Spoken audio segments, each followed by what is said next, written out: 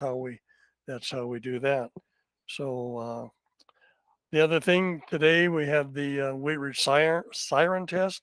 Thanks to Jim and Brennan, they had it very well organized. Our part of it came off pretty much without a hitch. We had a good participation. Everybody showed up, and it was a good exercise and a good service to the city of Wheat Ridge. They had some issues with sirens, which is the whole purpose why we do that. So that helped them out with that. I think we had one station that pretty much didn't work at all, and then we had some issues with the sirens and the voice, and more of a control thing, I think. So it gives them something to fix. But anyway, thanks if you helped today. Thank you. The Lakewood City of Lakewood siren test is coming up here, so if you haven't done one of these and you'd like to, well, please get with Jim KZOTOR, and he will get you assigned or get you with somebody if uh, we have plenty of people. So that's coming up. I don't remember the date, so I won't guess. Um, Field day, our field day is coming up June 25th, 26th. Be out at the Prospect Park where we had it last year out in West Arvada. And preparations are going well for that. Uh, so there'll be more on that as it gets closer. There again, thanks to Jerome and Mark and Orland for putting a lot of work in on that. I'm sure we'll have a great time. Um, and then in August 28th, our Denver Radio Club Ham Fest, and that will be at the Adams County Fairgrounds. Different location this year. As I've said before, the county commissioners have kind of locked us out of our Jeffco Fairgrounds. We've had some comments about that. Why don't we go there? But that we can't. That's the reason. So they just won't let us in there with our venue. You pretty much have to be kid oriented, agriculture, or horses, pretty much the way we understand it. So we will probably be with Adams County from now till the foreseeable. So and they seem like real good people to work with. So I'm really kind of happy to do that. So with that, I think that's all my comments and information. We'll go to John N8UR I'll, and for our program on SatNav. And I think if I'm correct, John, you're in or about Dayton, Ohio. Well, And normally, but tonight I'm coming to you from the beautiful Hampton Inns in St. Louis, oh, where we were called on some last-minute family business. So okay, the cool. internet so far has been doing pretty well from here. So I'm hoping it will Oh, stay up and work for us oh yeah, tonight. looks great. The quality looks good. So, Oh, good. but I guess home is near Dayton, right? Yes, it is. Yeah. Hmm. So I'll ask you if you would not go much over an hour or less. We seem to people, no matter how interesting the program, when it hits about an hour, they kind of start fading away. So uh, anyway, give us a little about yourself, a little bio, and then Okay. I'll mute. And you got it. Thank you very much in advance for doing this for us. And go right ahead. All righty. Well, I'm very happy to be here and really appreciate the invitation. Uh, Going to try to get the presentation up here now, and if we get this right, nope, that was wrong. So we'll try screen one. There we go.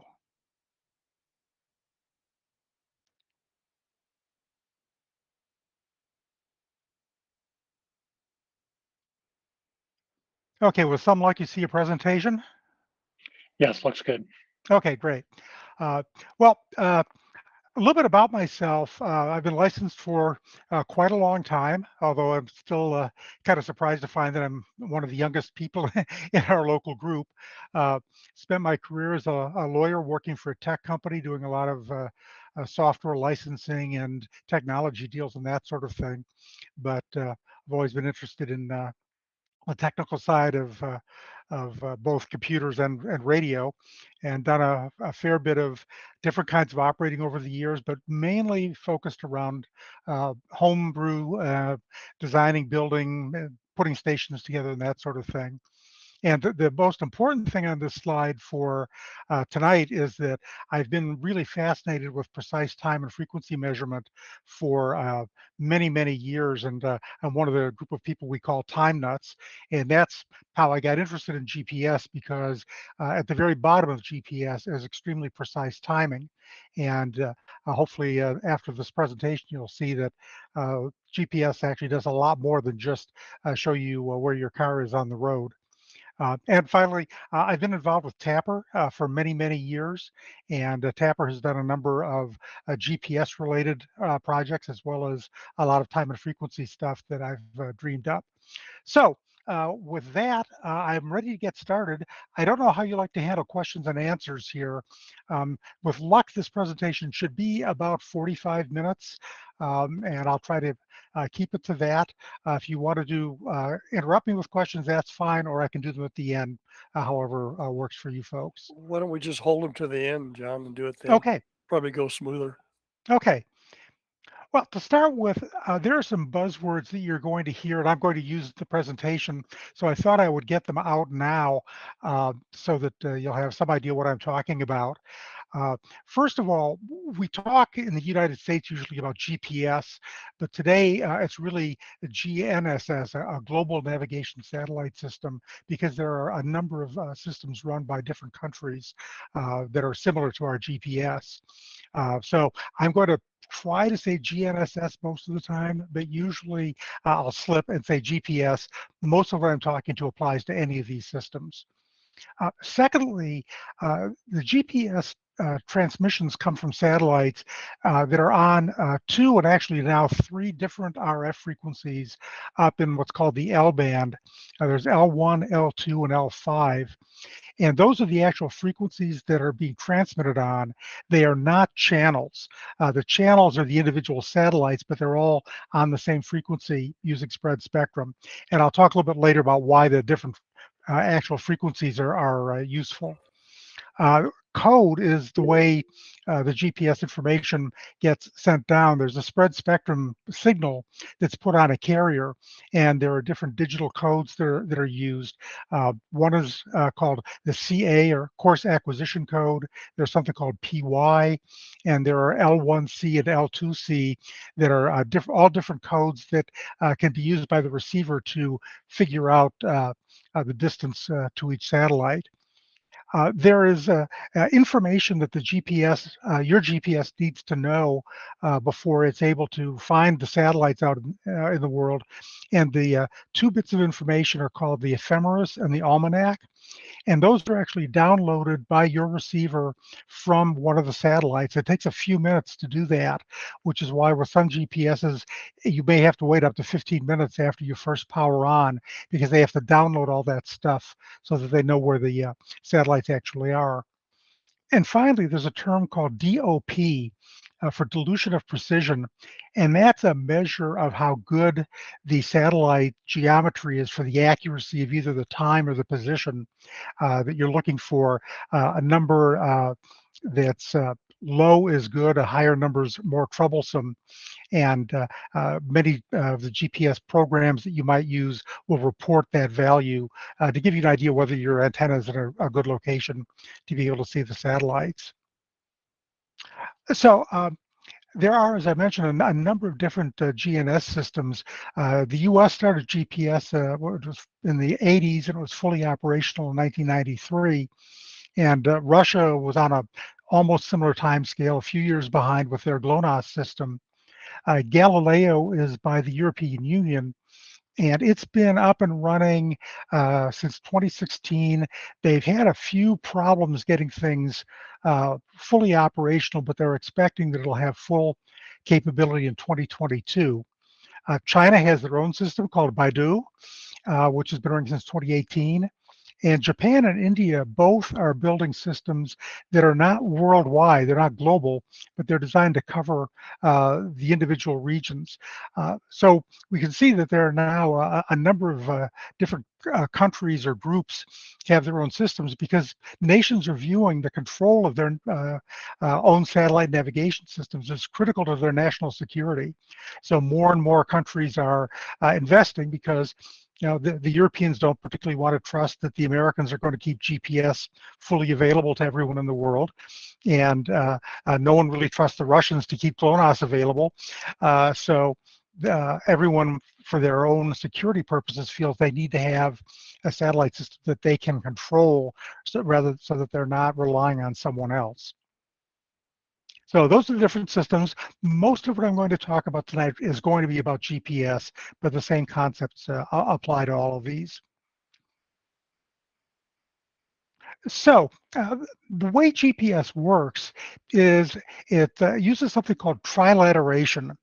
And that is measuring distance based on the arrival time of signals from multiple satellites.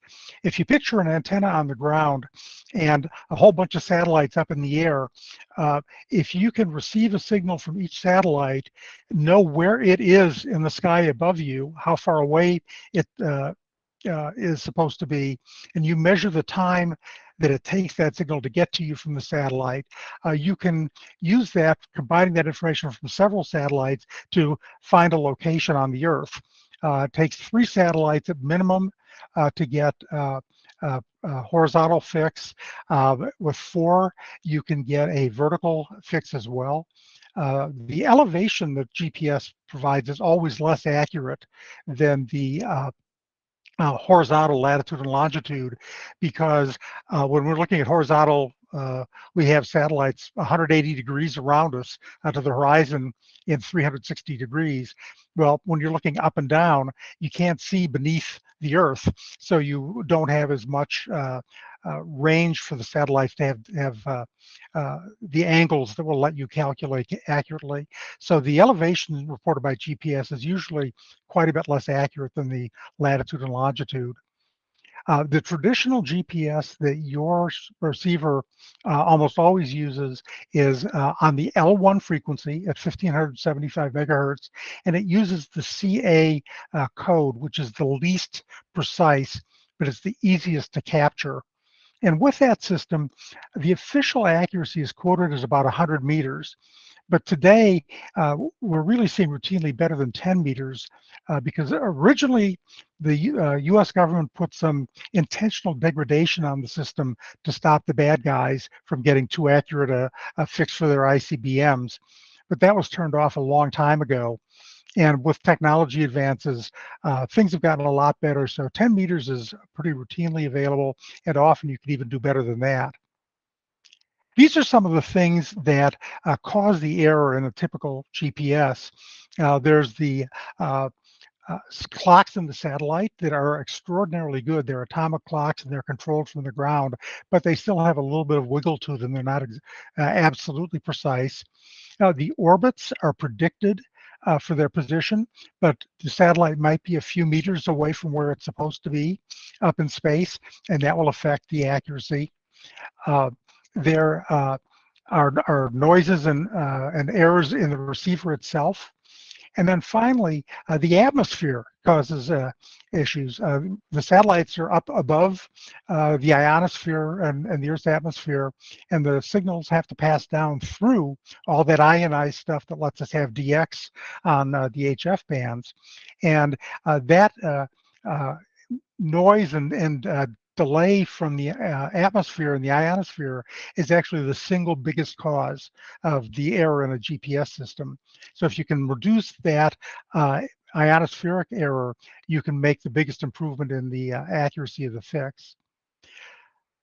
These are a couple of plots that I did showing the performance of just a couple of kind of plain Jane GPSs. The one on the left is a very, very, very old Garmin GPS 20.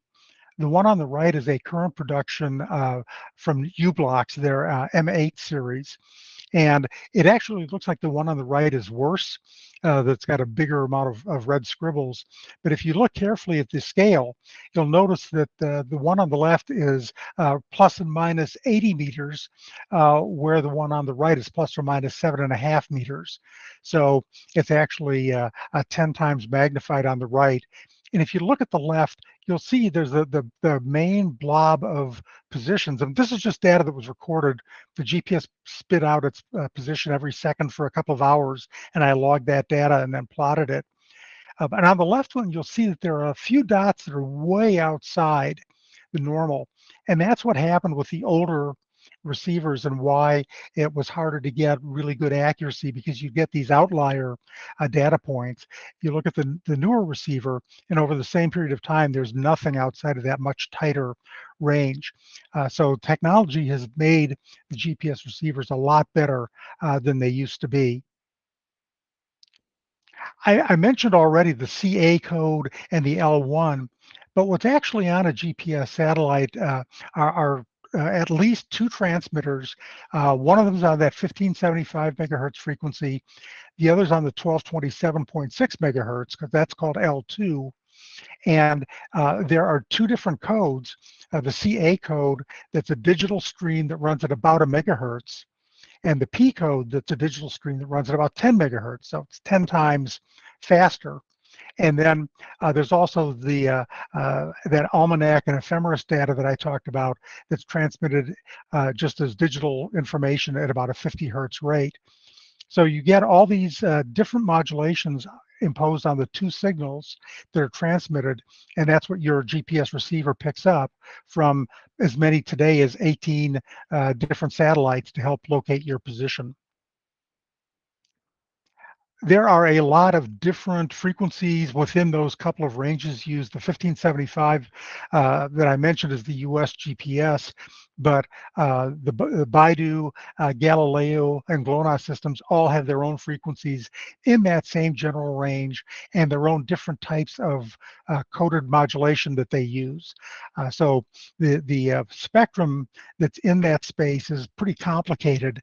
And it's also spectrum that's right next to people who want to have things like terrestrial fill-in links for satellite systems, for satellite downlinks and other things that are very likely to interfere with the GPS signal. So right now there are some battles going on about trying to protect the GPS frequencies from spectrum interference from other services.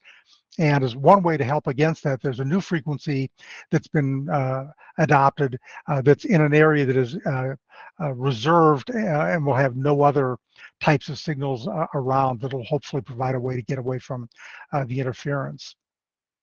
So I showed you the chart a minute ago about the typical kinds of errors, but what can we do theoretically? Well, if you do the math, that CA code that's got data that's going at about at about 1 megahertz, you can detect the time synchronization of that code to within about 3 meters of time, and 3 meters is a time translated into a distance range. So that 1 megahertz signal, about 3 meters accuracy. If you look at that P code, the precision code, it's 10 times faster data rate, and it's 10 times more precise. So you can lock that into about 30 centimeters. And then if you can look at the actual carrier of the signal at about 1500 megahertz, forget about the digital stuff, but just look at the RF. With that, you can get down potentially to 2 millimeters or so. But again, we have these error sources. There's the ionosphere, that's the biggest one, the clock errors, the orbital errors, and those are the things that limit the performance that we can get. So how can we do the best we can? And depending on what your goals are, there are different approaches that you might be able to use to improve the accuracy of the position. If you're looking at a fixed location, like where your ham shack is, and you can collect data for a while, simply taking lots of data and averaging it can reduce the noise and improve the results quite dramatically. So if you can record data for maybe a day or two and collect it together, you can get that down to probably better than a meter of accuracy without doing a whole lot more work. You can also provide correction information to a receiver, because some of the things that cause errors, like the orbital information and the clock offsets, are things that specialized monitoring stations can detect and can determine, and they can transmit that information to you so that you can adjust in your receiver where it thinks you are, with the correction for, well, this satellite was about a meter out of place, and adjust for that. So by applying corrections, you can get down to potentially a centimeter level accuracy, depending on how you do it.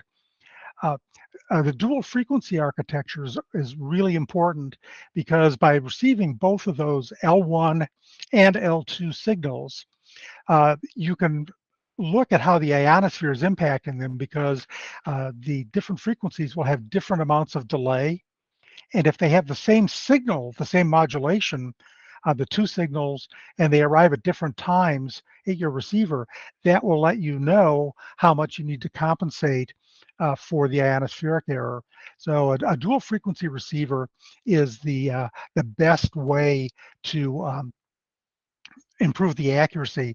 But unfortunately, until very recently, that's been a really expensive thing to do. And I'll talk about that in a minute. Finally, you can take any of these other three things and uh, save the data and then process it later by using, again, the data that's being observed by these monitoring stations that can correct for the errors in the clock and the orbit, and even for some of the ionospheric information. So if you don't need to know the answer right now and can wait for a while, which is, for example, what surveyors often are willing to do. They need to draw the map of the property. They don't need to do it while they're there on site. They can take the data back. And if you can do that, you can then get down to incredible accuracies down in the millimeter range by using post-processing techniques. One of the ways that you can provide error correction that I mentioned, the correction sources, are a couple of systems that broadcast correction data from satellites. There's an international standard. It's called SBAS, for Satellite-Based Augmentation System. And in the United States, it's implemented as the Wide Area Augmentation System, or WAS, which collects this correction data and then sends it out to a central processing station, which uploads it to the satellite, the GPS and some of the other uh, government satellites, and then it rebroadcasts that down to Earth on the L1 frequency. So a receiver that can pick up that code can get corrections down to the range of about a meter or so by using those corrections. And this system was primarily intended to let GPS be used for aircraft navigation. In order to get away from the various instrument landing rules and visibility distances and things, the FAA said that we need to have positioning within a meter horizontally and a meter and a half vertically. And this system is designed to provide that. So it's not nearly as accurate as other systems can do, but it's real time, it's inexpensive, it doesn't require new hardware, and it does get down to where aircraft can now use GPS to do instrument landings, since it's visibility conditions where otherwise they wouldn't have been able to. Japan has a similar system called QZSS that provides augmentation information just for the area around Japan. It's not a global system. Now, everybody knows that your smartphone has a GPS, a location in it, and location services are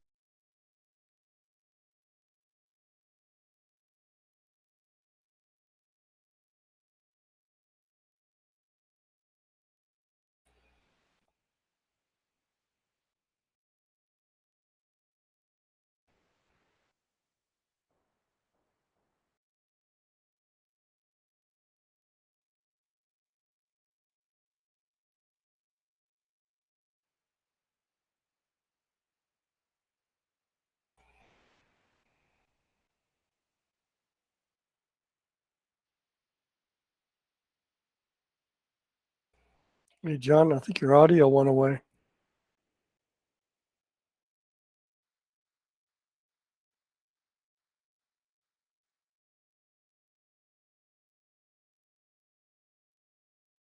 I mean, Jeff, anything you could help us with?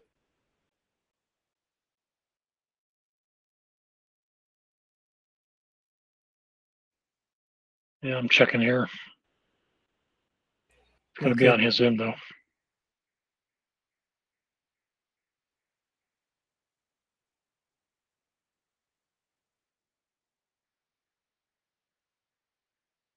John, we're seeing your lips moving, but we're not hearing you. I don't know if he's hearing us. I don't think he is.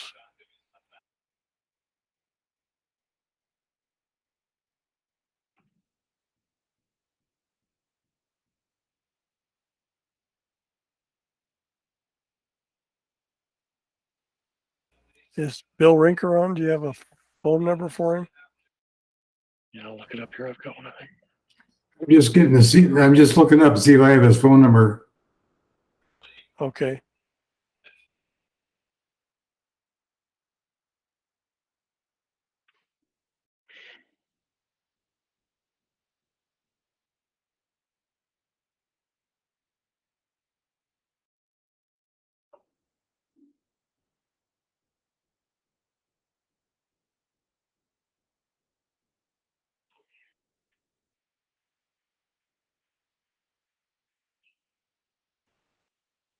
I think we're missing some good stuff. Yeah, I mean, we can get him to back up if we can get him back. I think we need some hand signs that we can hold up to the camera that says we lost you. I don't think he's looking at that though, so That Try may that. be. we can try to read lips, and Yeah. I can read the slides for everybody. We can do that faster than you can read them. Yeah, I'm looking at our past correspondence and I do not have his phone number. I've got a number for him. I'm calling him now. Okay, Bill.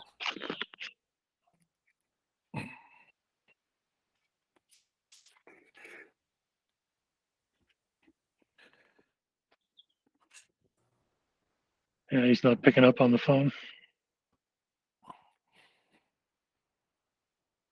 Or just his headset got unplugged or something.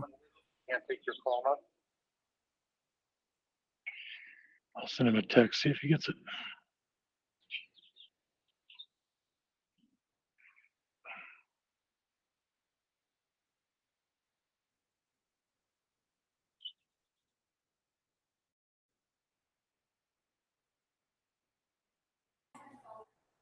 Jeff, what happens if you just dump him and then let him call back in?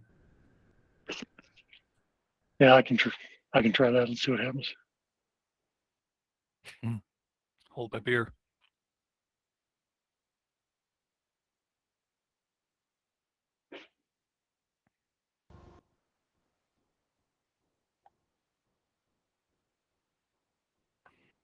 Well, it's not that easy. I just got lost when I tried to change my name.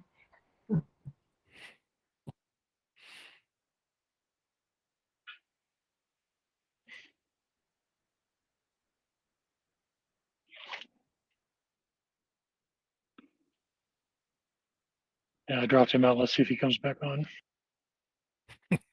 Okay. Probably still talking.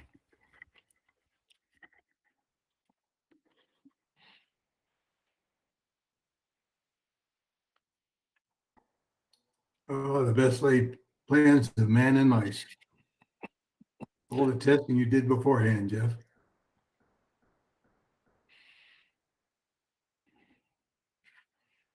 Maybe his bandwidth in the hotel there. You Sorry, guys, think we'll you'd get lose this video back before up you'd here lose audio. in a minute. This may be a sign that we need to go to in-person meetings. The He still trouble is, wouldn't have he's been in there. St. Louis. Yeah, he Yeah, would still that's have been true. virtual.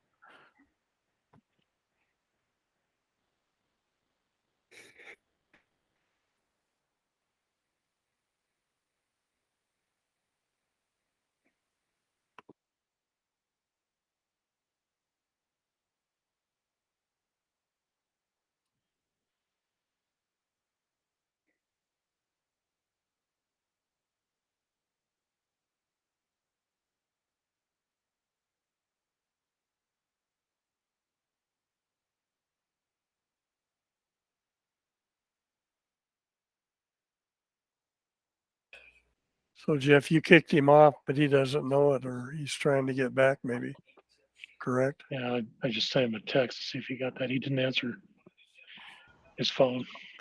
He might have it muted. area In the meantime, I'll at drop a, the link for the a measurement that drawing said in the chat here. That's probably a good idea. He did do it on QST today as well, so we could potentially replay that if we want. Well, maybe we can reschedule if we don't let Bill work on that. Okay, so everybody, Jeff's going to put the drawing link in. So Japan has a similar system. Barb has a question. Barb has a question. What's your question, Barb? Of course, she has her hand raised. Oh, I answered my own question. Thank you. Okay. Perfect. I love those. Anyway, we'll wait, give everybody a chance to, that the wants last to couple of do the years- drawing, and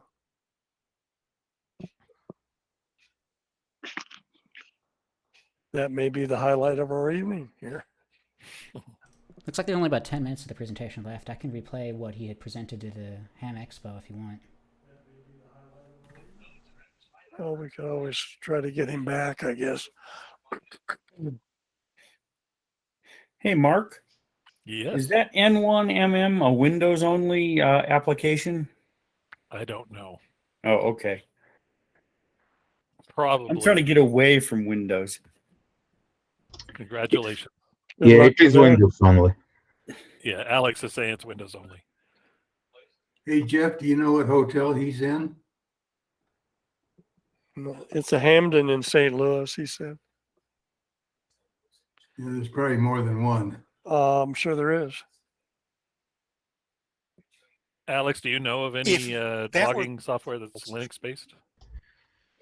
No, I'm using Windows. Oh, so okay. I would say N1MM is more like contest logger. I'm using this in contests, and I'm using Ham Radio Deluxe as my everyday logger. You can find like version 6 of it, I think, which was free, and it's still available, just no updates to it. But it works as a logger just fine, and it's free. If you, Well, you that's can the look nice for thing about QRZ is it's online. So, well, it's not always nice because you're not always online, might right. be. So, And plus QRZ is very limited.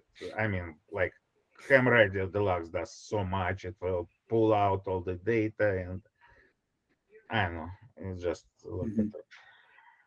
I've used QRZ for years, but You I can don't run I don't contest, so it you works can run good for a me.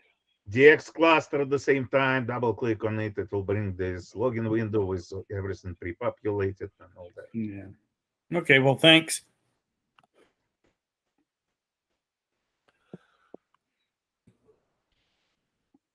Yeah, Jeff, I checked and there's about 8 Hamden Inns in the St. Louis area. So much for that. Everybody take a phone number.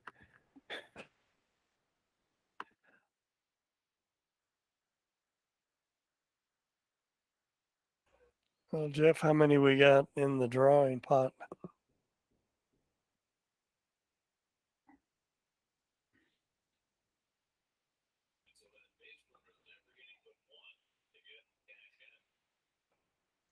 But it's often easier.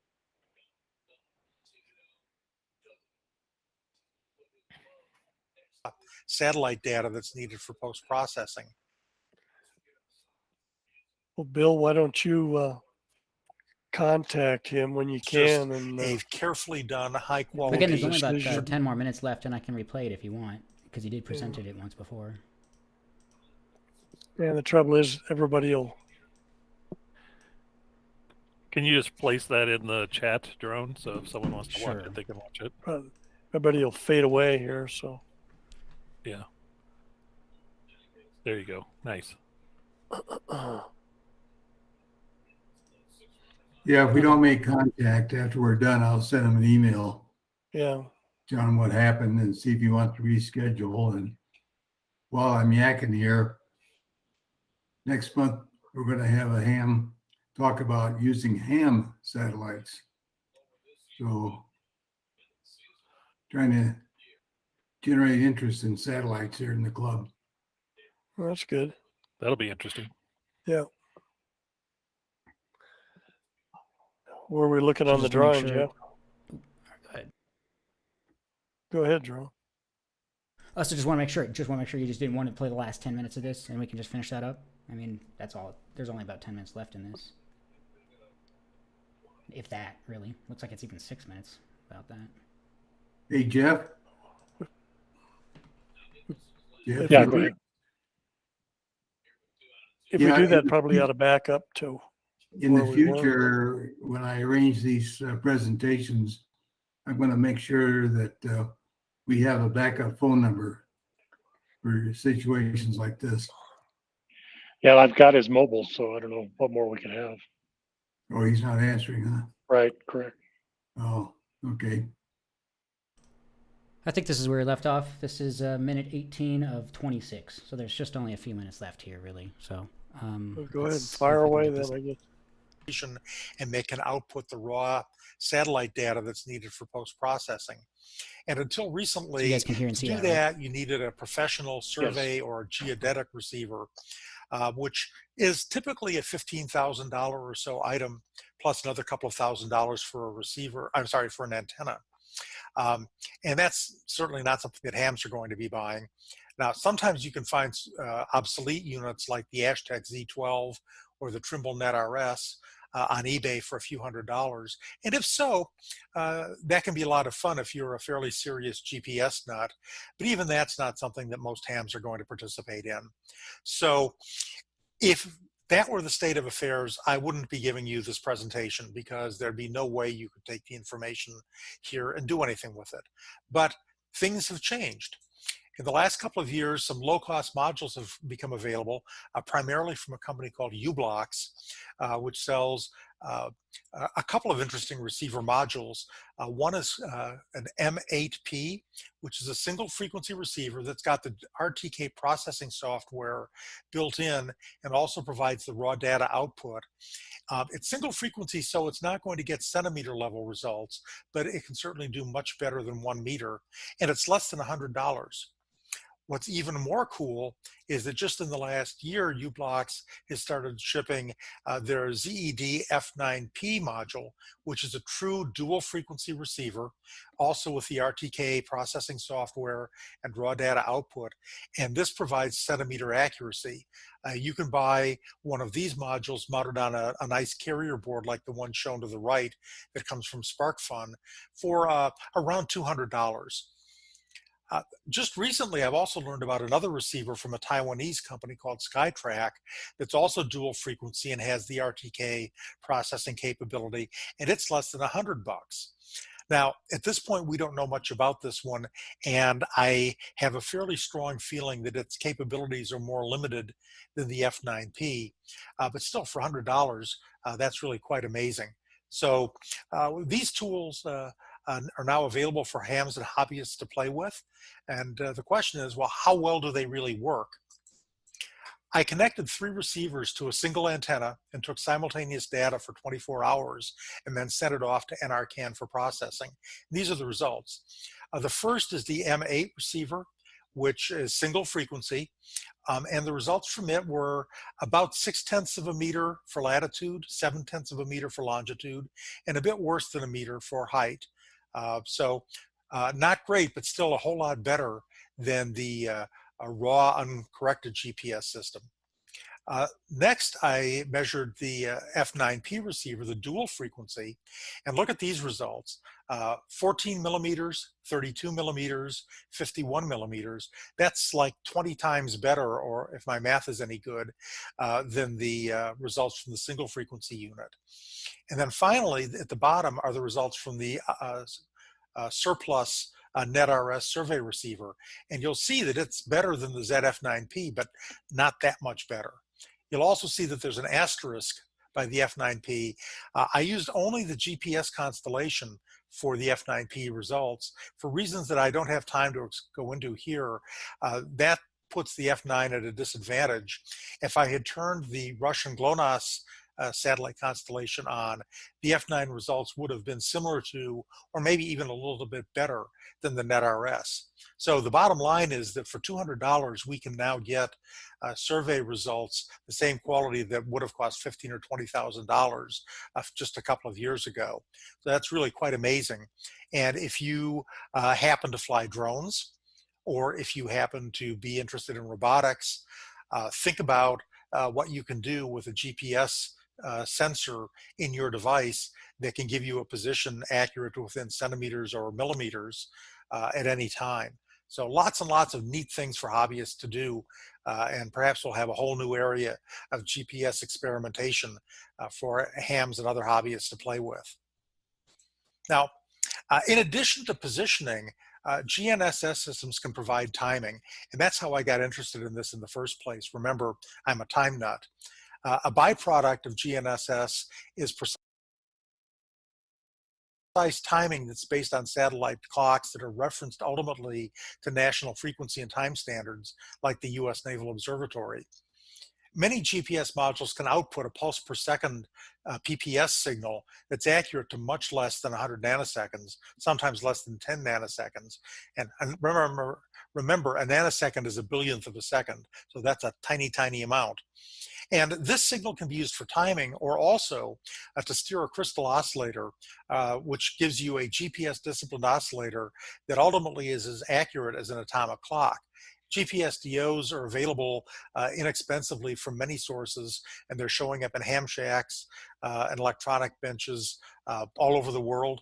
And some ham transceiver manufacturers are now offering a GPS DO option to go with their rigs. So GPS DOs are really an important piece of hardware, and they rely on GPS technology. We can apply dual frequency and other techniques to reduce the noise of that PPS signal even further. And sometimes that's necessary, and sometimes that's helpful. And if you're a time nut, you want to do it just because you can. And that's what I've been looking at recently. This chart, it shows the noise on a PPS signal from a couple of different sources. The vertical scale is 20 nanoseconds per division, or 20 billionths of a second. And so you can tell we're looking at a very small scale no matter what on all these plots. But we can also see that the first plot, the blue one, which is a traditional GPS timing receiver, it's very good by a lot of standards, but there still is quite a bit of noise. If I use a dual frequency receiver as well as real-time corrections, I can reduce that noise by much more than 10 to 1 and get that purple line with just the small wiggles in it. And if I can wait and post-process to find out the accuracy of my clock after the fact, I can get the results that are shown in what looks like that brown line where there's almost no wiggles at all. So these techniques allow us to do some really neat new things with GPS timing. And right now I'm working on a project that will use this to hopefully come up with a new, improved, bigger, better, faster, cheaper GPS DO system that will be incorporated in a Tapper product that you will be able to find out a bit about if you go to our virtual booth. With that, I'm finished with this presentation. This slide has a few resources. I won't go through all the links, but I would suggest if you are interested, start at the bottom first, the RTK Explorer site, and then go to the others later. And I believe that a version of this presentation will be available for you to download. It will have some slides that I've omitted from this version simply in the interest of time. So if you download the presentation, you'll see some additional data. And now I think it's time for questions and answers. I hope you have some questions, and I sure hope I have some answers for them. Thank you very much. All right, and that's the end of the presentation there. Okay, Jerome, thanks for that. Well, you know, Murphy's Law, if it can go wrong, it will. So I guess that's what happened to us tonight. Where are we at on the drawing there, Jeff? We got 11 entries so far. Okay, we'll give anybody who hasn't gotten the drawing that wants to, just give you a minute or two to do that, and we'll we'll do the drawing, and I guess unless there's questions for me or anybody else, we'll call it a night and regroup. Like I say, keep in mind you can watch this whole thing on your own. Jerry, I will send an email to John Okay. tonight to let him know what happened. So consider Okay. it done. Sounds good, Bill. Good program. We've had some really good ones lately. Thank you for that.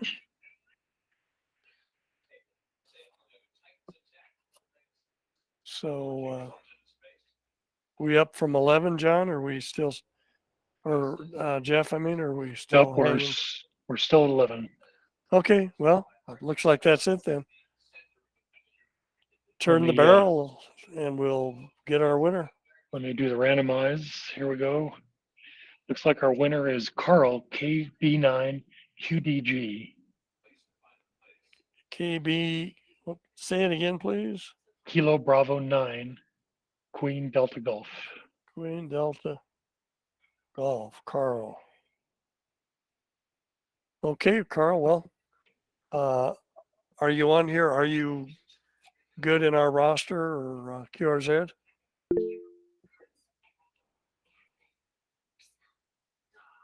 Hello, Carl. I'm here. You're Thank here. you. Good. Are you good in QRZ or on our roster? Pardon me? Are you good address wise? Yes, everything Q. is correct and updated Okay. on it. So thank you. We will get the certificate off to you in the next day or two. So All righty. congratulations. And with that, are there any club questions or anything? Or otherwise, we'll call it an evening. Hearing none. Thanks everybody for participating. Sorry about the technical difficulty, but that's what happens sometimes. So everybody have a great evening. Thank you. 7-3. See you. See you, everybody. Adios. All right, everyone. Thanks for watching on here. Yeah, there was a Vimeo link in there. I did miss it, but if you wanted to watch the rest of that presentation there, I'll put it in the YouTube chat here in a moment. But vimeo.com/553997871. I shouldn't even be reading that out. But thanks everyone for watching here, and you'll have a good evening.